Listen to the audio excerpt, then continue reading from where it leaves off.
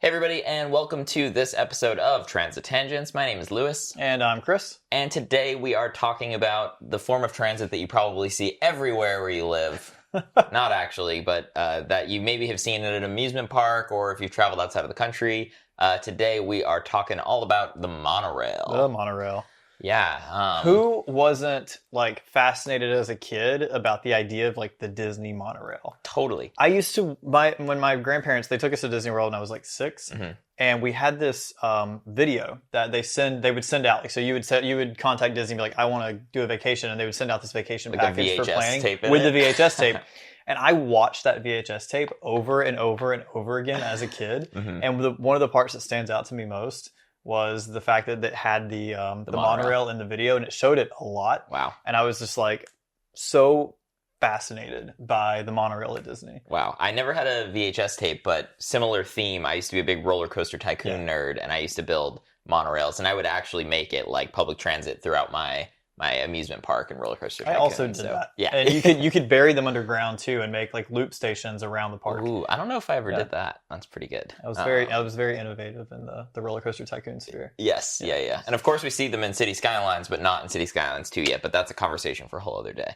Yeah. Let's start off though, as we typically do with these sorts of episodes, and kind of dive into the history of monorails, which is fairly fascinating. We've just been kind of prepping for this conversation, and there are some amazing images that you're going to be able to see. If you're watching this, if you're listening, we will do our best to describe them for you. And if you're watching this and you're not a huge transportation nerd for whatever reason, welcome. I don't know why you found us yet, but welcome. Yeah. But also, just to give a kind of description of what we mean by monorail, we do truly mean there is one rail and a vehicle is driving across it. Now, there are different types of monorails out there. You have maglevs, which questionably are kind of monorail-ish, but we're talking about things that have physical wheels, whether they are, the metal cast wheels or rubber wheels or whatever, and they're running along some type of central rail. And that can be vehicles that straddle, so things that hang from the rail, or it can be things that we call saddlebag, which sits on top of the rail.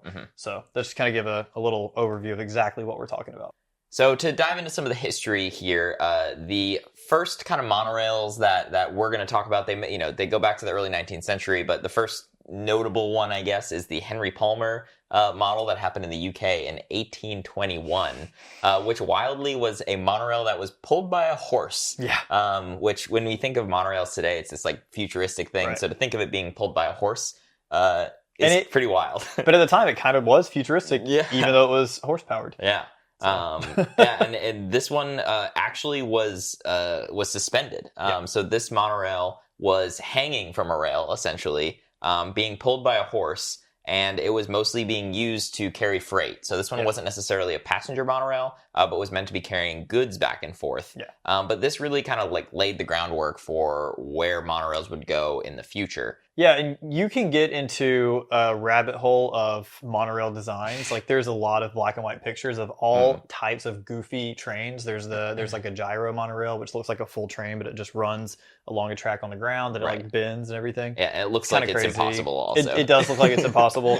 But the Palmer monorail inspired future designs. One of those is the monorail in Wuppertal, which is pronounced the Schwebebahn.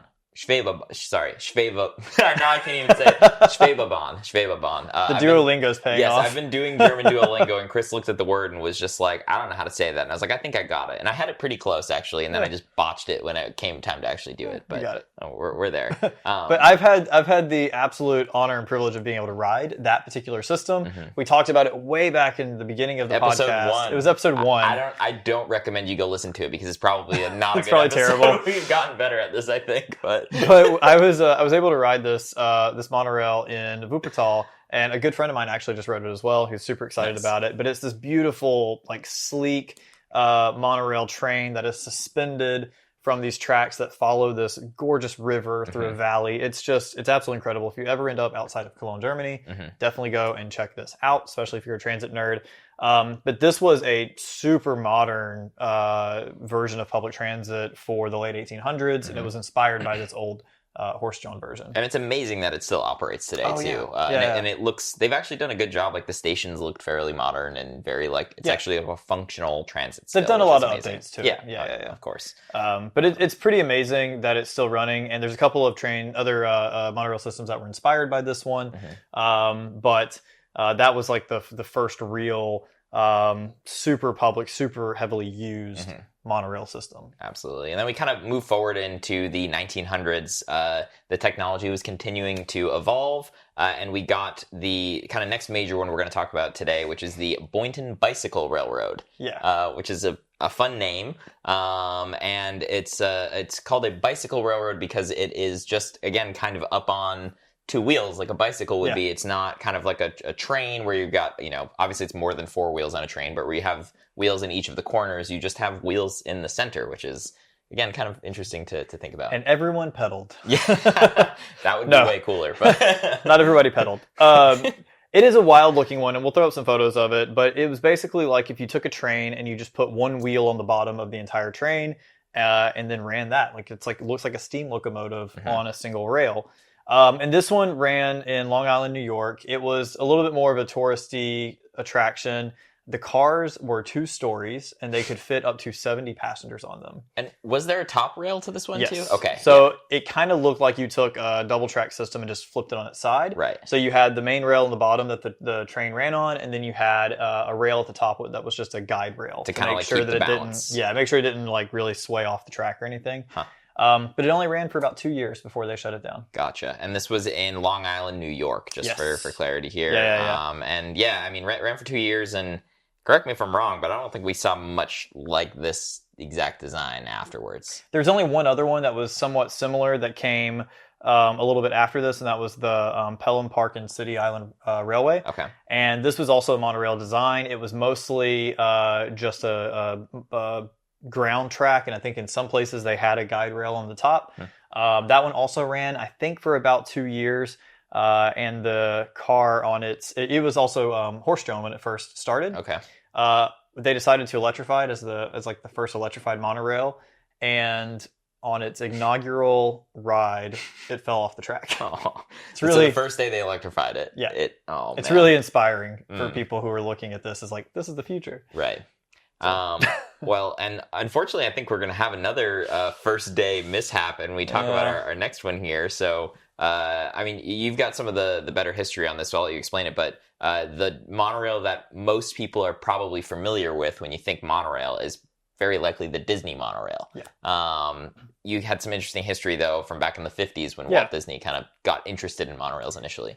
Yeah, not a lot of progress was really made in the U.S. on monorails until Disney World or Disneyland, which is wild to think about, that it's the amusement park that really set this off. But Disney, when he was drawing up the concept of Disneyland, when we got to Tomorrowland, he wanted a futuristic mode of transportation to get people around the park. He traveled all over the world with his wife. One of their destinations was Cologne, Germany, where they stumbled across this test track of a monorail system. It was basically just in its initial operation.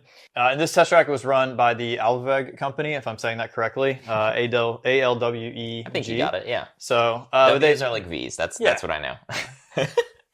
So they came across this. They were so impressed by the design of it. He rushed to the engineering office, didn't speak any German, was able to convince them to give him some of the plans and photos of the test track. Wild, and he took that back to his engineering team in Anaheim, and basically told them, "Hey, get started on this."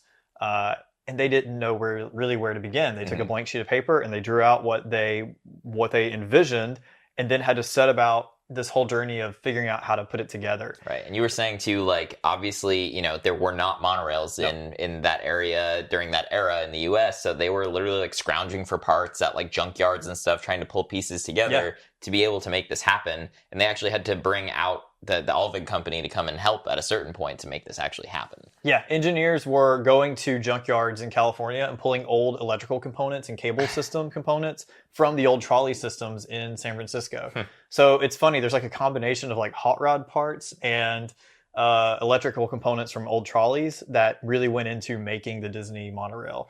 And that was by this legendary engineer, Robert Gurr, who is really famous in the Disney world for designing a lot of rides and attractions.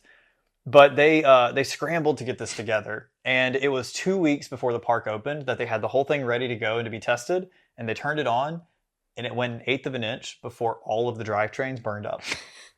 The people who assembled it put a lot of the components in backwards, and so it just didn't work. That'll do it. Putting them in backwards, that'll do it. Anyway, they basically, so that was 2 weeks before the park was meant to open. They scrambled for 2 weeks to essentially put this thing back together the correct way, putting the parts in forwards, not backwards. And the night before the actual opening of this, they were able to run one full test of it, and they got it to work. And the next day, President Nixon was actually there to come for the grand opening. And correct me if I'm wrong, but the second time that they ran this monorail ever, the president was there to see it happen, or to even to ride it. He was on it. He was on it. Yeah. President Nixon was on it for its second run. You have to imagine they were so nervous.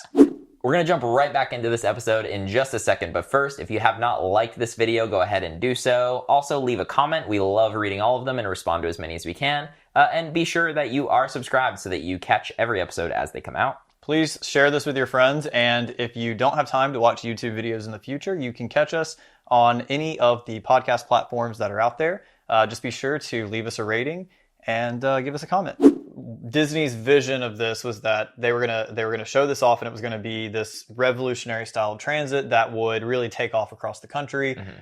He invited leaders from all over the U.S. to come in and view the monorail, but they just weren't that interested. And the Alvig company, thank you, actually set up a showroom in Los Angeles to try to convince U.S. markets to adopt this type of technology.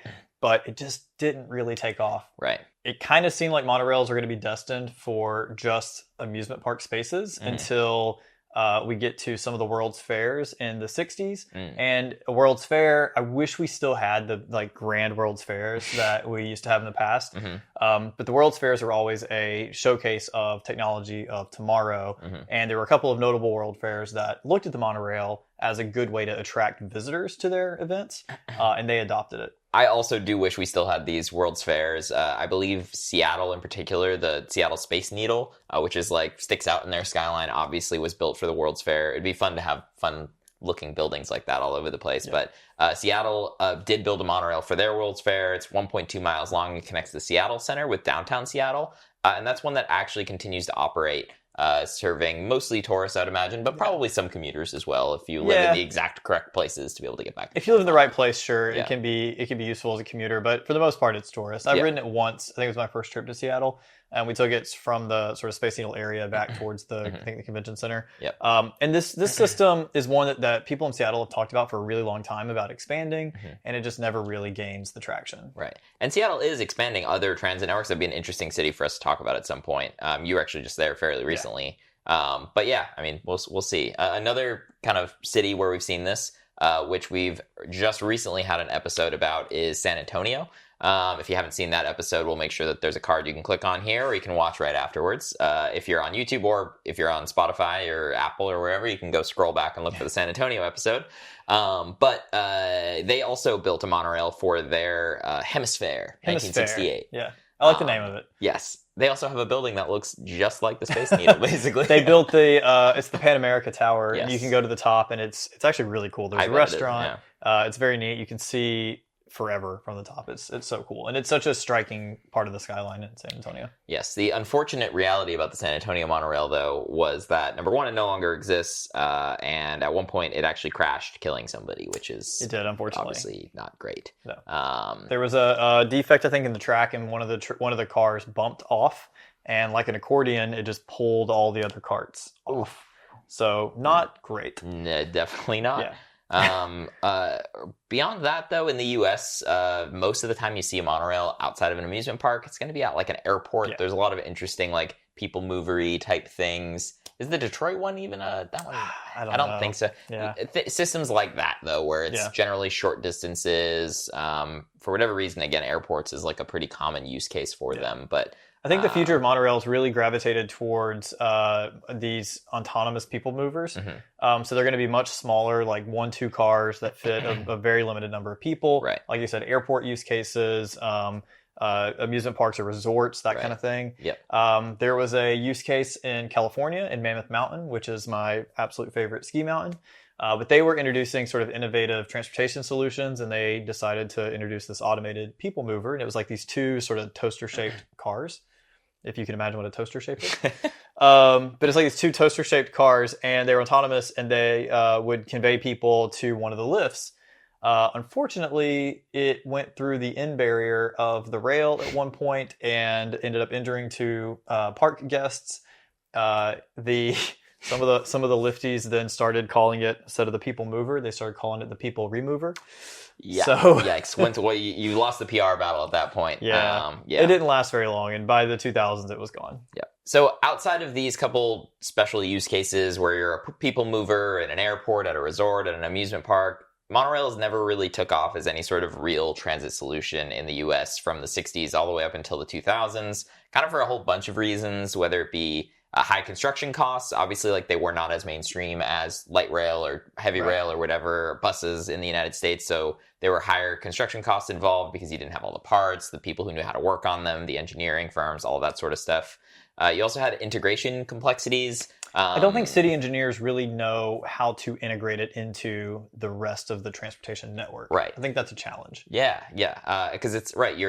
It's generally going to be running above ground in most cases. If you have an underground system, it's actually pretty difficult to transfer. It requires a lot of walking to transfer between them. And if you're already kind of have the ground level or underground level infrastructure, kind of interesting to try to make those moves happen. But definitely a tricky balance to figure out where to put that. You also have capacity limitations in comparison to heavy rail or light rail in particular. In some cases, you can fit less people on them in general. Right. So, those kind of limitations collectively, along with a whole bunch of other, variables city by city, kind of made it so that monorails were not the favorable choice for American cities as they were building out their transit networks. But moving into the 2000s, there's been a renewed interest in monorails in the US and kind of across the world. One of the reasons for that is that technology has advanced, so it's a lot easier to automate these systems. With the technology advancement comes cheaper materials as well, so they're a little cheaper to build and maintain. We have sort of overcome a lot of the challenges of how to sort of integrate it into the systems. We have better, escalator networks, or there's better ways to connect people from the, above the street mode of transit to the below the street. We can kind of get around those things in a little easier fashion now. Absolutely. And, for folks who pay attention to this sort of thing or travel, the one place in the US that you maybe have actually seen a monorail for real public transit that's actually fairly new is in Las Vegas. So Las Vegas actually built their monorail in 2004. Fairly new, about 20 years ago. Yeah. Wow. Jeez. Yeah. In 2004, though.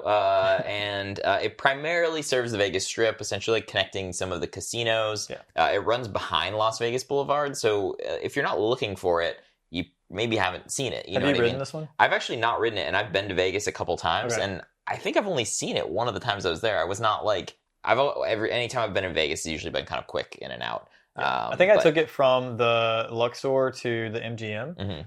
One of the times I was in Vegas several times ago. And it was actually, I thought it was really cool. And I want it to connect every casino because I think that'd be awesome. Right. And that's part of the limitation right now with Vegas' system. And it's struggled financially and I think with ridership in a lot of cases, but it's because it basically just connects some of the casinos on the Strip and that's it. It does not make it all the way to downtown Las Vegas where you've got kind of I forget what they call that area, but near some of the... Like Fremont Street and like you've got the big covered part of downtown there. That's a kind of happening spot as well. There's also connects to like areas, it doesn't connect that part of the city to the Strip. And it also falls just short of the airport as well. If you were to extend that line, it would make a whole lot of sense. You could get to the airport fairly easily. I think another thing that should be looked at with this is with the expansion of Brightline West that's being actually built right now. I was about to say being talked about, but they've already started work on Brightline West connecting Los Angeles to Las Vegas. The Brightline West stop is currently just short of the Strip, kind of in a similar distance away as the airport is, which is a miss in my opinion. They should try to obviously connect it all the way. Yeah. But if you're not going to connect it all the way, having this monorail connect down to the new Brightline station as well would make a whole lot of sense. Like I could envision seeing a situation where you have one line branch out to the airport, another line branch down to the Brightline station, and if you were to do that, this would very likely be an extremely successful system, and would make that trip from LA to Las Vegas that much more doable, not needing to worry about a car on the Vegas side of the situation. Although the Tesla tunnel is going to overtake it, so... It might. We should do an episode about that. We will. They're talking about putting a whole bunch of the, like, I don't even know what they call that system again. Is that the PRT, basically? It's basically a PRT. Oh, yeah, personal rapid transit. Yeah, they're talking about an extensive tunnel network throughout Vegas. There's obviously one tunnel right now, but we'll see. Conversation for another episode. But the monorail in Vegas, it's a good system for what it is. It's really to transport tourists to and from certain casinos. Mm-hmm. It runs for just under 4 miles, which is notable for this type of system.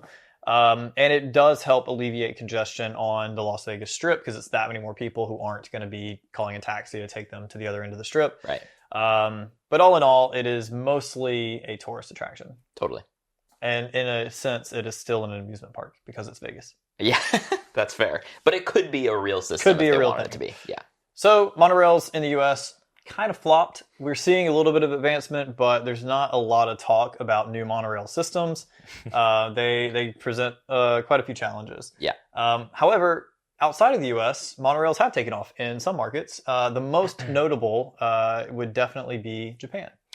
Yeah, I had no idea about this for the most part, that monorails were, actually used for real transit in any case, with the exception of the little Las Vegas section. I did not know this. So Japan saw their first use of a monorail in 1957, which was a very similar use case to what the early ones in the United States were. It was in the, probably butchering the name here, Ueno Zoo in Tokyo. And it was basically an attraction for zoo visitors. It was able to take people to the zoo, I think. Mm-hmm. So again, kind of a use case for amusement.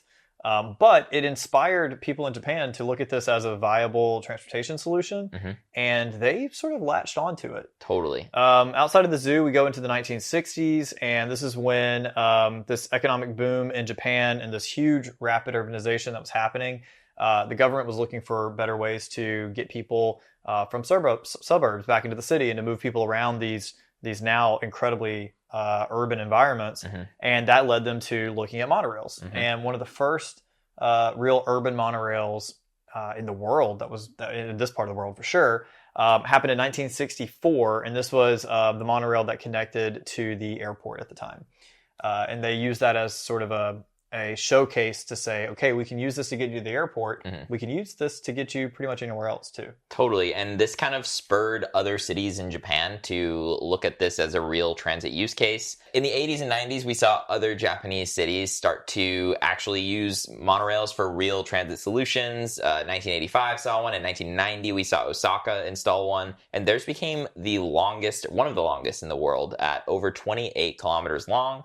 And was like a real part of their transit system. That puts our 4 miles in Las Vegas to shame. Yeah, yes, it does. Yeah. Moving forward throughout the 90s, though, Tokyo added more lines to their monorail network, and they also began building fully automated lines, which is huge, especially in the United States. So many of our transit systems are actually having a hard time staffing and whatnot. Yeah. And it doesn't mean that there's nobody riding it necessarily, but to have automated systems makes things so much easier as far as having reliable service and having things run on time, but also requiring less staff, which can be tricky to actually staff up your transit networks appropriately. As we move into the future, Japan is actually sort of exporting this technology to other places. There are cities in the U.S. that are looking at the Japanese model. There are cities in Malaysia and Brazil as well that are looking at the systems that Japan has, for the most part, perfected, mm-hmm. And looking at how they can use that monorail technology in their cities as we move towards a greener, cleaner future. Absolutely. So with all of that being said, If you've ridden any of these monorails before that we've mentioned, or if we missed anything, definitely let us know in the comments below. We love reading the comments. We try to respond to as many as we can. Do you think they belong suspended above your streets, or do they just belong within amusement parks? And would you rather the United States learn from Japan as far as monorails go, or would you rather us borrow their technology and high-speed rail? Because I think I'd rather see some more high-speed rail. I'm going to go for gondolas before that. You're going for gondolas first. All right. Pete Buttigieg, if you're listening, if you want to give us your opinion on monorails, please go jump into the comments. With all that being said, thank you so much for watching. We really appreciate it, and enjoy the rest of your Transit Tangents Tuesday. Yeah, I'm saving that dough. Public transit's where it's at. Watch me go.